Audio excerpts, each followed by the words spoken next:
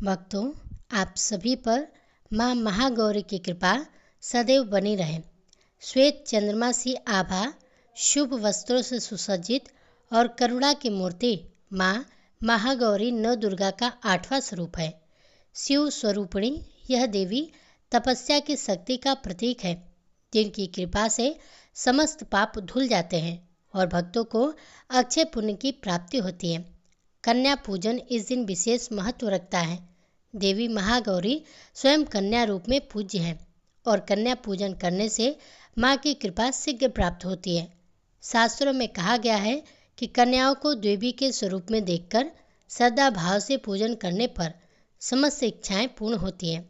अष्टमी के दिन 9 कन्याओं को भोजन कराकर उन्हें यथा योग्य भेंट देकर भक्त माँ के आशीर्वाद की प्राप्ति करते हैं और इस दिन माँ महागौरी की पूजा करके माँ महागौरी की कथा सुनना और उनका ध्यान करना आत्मशुद्धि, सुख, सौभाग्य और मोक्ष का मार्ग प्रशस्त करता है। तो आइए प्रिय श्रोताओं, अब सभी मिलकर माँ महागौरी की कथा का श्रवण करें।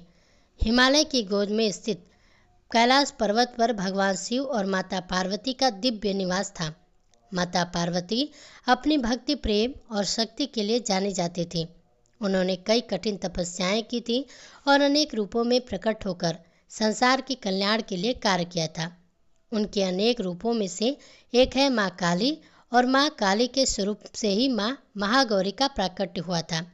एक बार भगवान शिव और माता पार्वती कैलाश पर्वत पर बैठे हुए वार्तालाप कर रहे थे।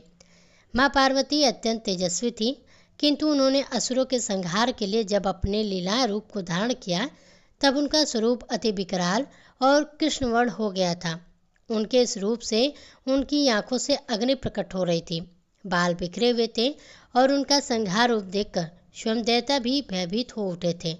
भगवान शिव ने हंसते हुए माता से कहा, हे देवी, तुम्हारा यह रूप अत्यंत भयानक है। तुम्हारी गौर वर्ण की छवि तो अद्भुत थी, परंतु अब तुम्हारा यह काला रूप बड़ा विकट लगता है। भगवान शिव के इस परिहास को सुनकर माता पार्वती गंभीर हो गई। वे क्रोधित तो नहीं हुई, लेकिन उन्हें यह अनुभव हुआ कि उनका स्वरूप पहले जैसा नहीं रहा। अब उन्होंने निश्चय किया कि वे पुनः अपने गौड़ वर्ण को प्राप्त करेंगे और कठिन तपस्या करेंगे। तब माता पार्वती ने कैलाश पर्वत छोड़कर धरती पर जाकर कठिन तपस्या करने का निश्चय किया। वे घने जंगलों में चली गईं, जहाँ सूर्य की किरणें भी कठिनाई से पहुँचती थीं। उन्होंने कठोर व्रत धारण किया और हजारों वर्षों तक ध्यानमग्न होकर तपस्या करने लगे। उनकी तपस्या इतनी घोर थी कि देवगण भी आश्चर्यचकित हो गए। वे केवल वायु पर निर्भर रहने लगे। धीरे धीरे समय बीता गया। उनकी तपस्या का तेज समन ब्रह्मांड में व्याप्त होने लगा। जब भगवान शिव ने देखा कि माता इतनी कठोर तपस्या कर रही हैं, तो वे उनके सामने प्रकट हुए और बोले, हे देवी, तुमने इतना कठिन तप क्यों किया?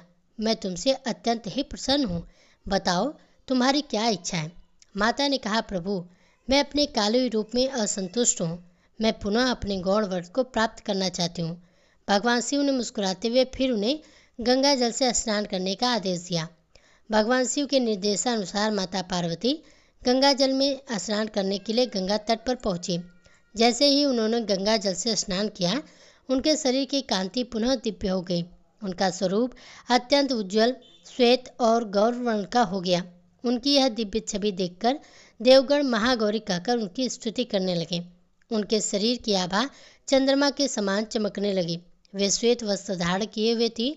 उनके 4 हाथ थे, एक में त्रिशूल, दूसरे में डमरू, तीसरे में अभय मुद्रा और चौथे में वर मुद्रा।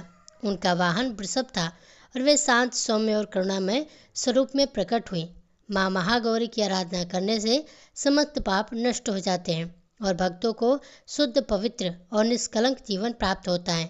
नवरात्रि के 8वें दिन महागौरी की विशेष रूप से पूजा की जाती है। इस दिन कन्या पूजन भी किया जाता है, क्योंकि कन्याएं स्वयं महागौरी का स्वरूप मानी जाती है। जो भी भक्त सच्चे मन से माँ महागौरी की पूजा करता है, उसे जीवन में सुख, शांति और सौभाग्य की प्राप्ति होती है।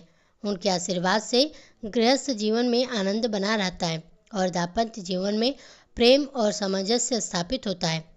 माँ काली से माँ महागौरी बनने की यह कथा न केवल भगवान शिव और माता पार्वती के दिव्य प्रेम को दर्शाती है, बल्कि यह भी सिखाती है कि तप और शक्ति के द्वारा हम किसी भी परिवर्तन को प्राप्त कर सकते हैं।